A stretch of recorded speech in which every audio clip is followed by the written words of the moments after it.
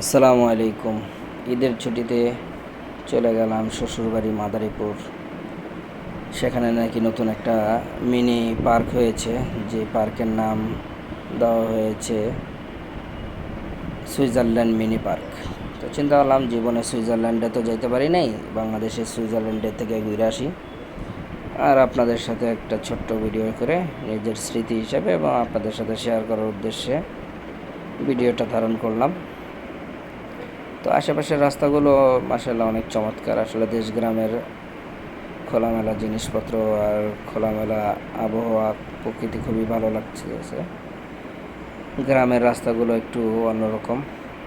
দেখতে দেখতে চলে আসলাম আমরা সেই সুইজারল্যান্ড মিনি পার্কে। সুইজারল্যান্ডের মিনি পার্কের টিকিট প্রবেশ মূল্য হচ্ছে 20 টাকা। লেখা আছে মিনি সুইজারল্যান্ড মিনি পার্ক। মোটামুটি ঈদের সিজন তো ভালো লোকই ছিল। প্রবেশ করতে শুরু করলাম। এখনও পর্যন্ত পরিপূর্ণ রাইড দিয়ে পার্কটি উদ্বোধন করা হয়নি। কিছু কিছু রাইড আছে এবং পরিবেশটাও মোটামুটি খারাপ না। এখন পর্যন্ত স্টার্টিং অল্প কিছু রাইড দিয়ে করা হয়েছে। তো তো যাই আছে তাই আপনাদের সাথে শেয়ার করলাম। তো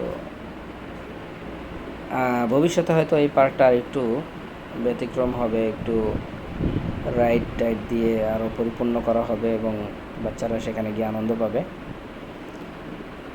মোটামুটি খারাপও না, ভালোও না। তো ছোটোখাটো এই পরিবেশটা আপনাদের সাথে শেয়ার করলাম।